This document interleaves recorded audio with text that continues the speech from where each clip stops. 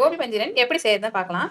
அதுக்கு காலிஃப்ளவரை நல்லா க்ளீன் பண்ணி எடுத்து வச்சுக்கோங்க. முதல்ல காலிஃப்ளவரில் கொஞ்சமாக மிளகாத்தூள் சேர்த்துக்கலாம், கொஞ்சம் சால்ட்டு, கொஞ்சம் கார்ன்ஃப்ளவர், இஞ்சி பூண்டு பேஸ்ட், அதில் கொஞ்சம் சோயா சாஸ்,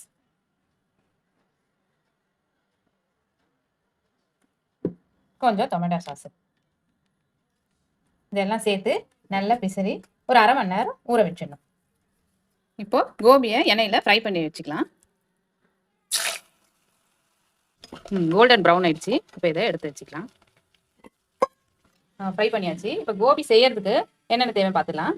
ஒரு பெரிய வெங்காயம், பூண்டு, இஞ்சி, பச்சை மிளகாய், கறிவேப்பிலை, கொத்தமல்லி, கார்ன்ஃப்ளவர், உப்பு, சோயா சாஸு, டொமேட்டோ சாஸ். இப்போ முதல்ல நம்ம கார்ன்ஃப்ளவரை தண்ணி விட்டு கரைச்சி வச்சுக்கலாம். கொஞ்சம் தண்ணியாகவே கரைச்சி வச்சுக்கலாம். கடாயில் கொஞ்சம் எண்ணெய் விட்டு எண்ணெய் காஞ்சதும் சோம்பு, சீரகம் செட் பண்ணி வச்சுருக்கேன், வெங்காயம், இஞ்சி, பச்சை மிளகாய், பூண்டு, கறிவேப்பிலை எல்லாத்தையும் சேர்த்துக்கலாம்.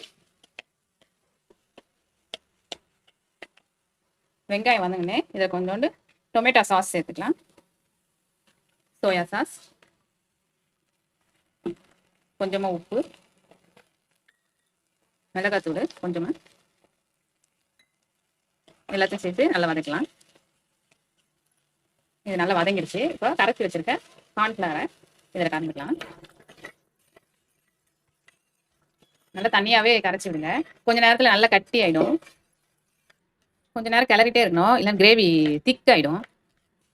கிரேவி திக் ஆயிடுச்சு. இப்போ நம்ம ஃப்ரை பண்ணி வச்சிருக்க கோபியை இதில் மிக்ஸ் பண்ணிடலாம். அவ்வளோதாங்க, கோபி மஞ்சூரியன் ரெடி ஆயிடுச்சு. இது சப்பாத்திக்கு வச்சு சாப்பிட்டா ரொம்ப டேஸ்ட்டாக இருக்கும். சூப்பராக கோபி மஞ்சூரியன் ரெடி ஆயிடுச்சுங்க. பிடிச்சிருந்தா லைக் பண்ணுங்கள், ஷேர் பண்ணுங்கள், சப்ஸ்கிரைப் பண்ணுங்கள்.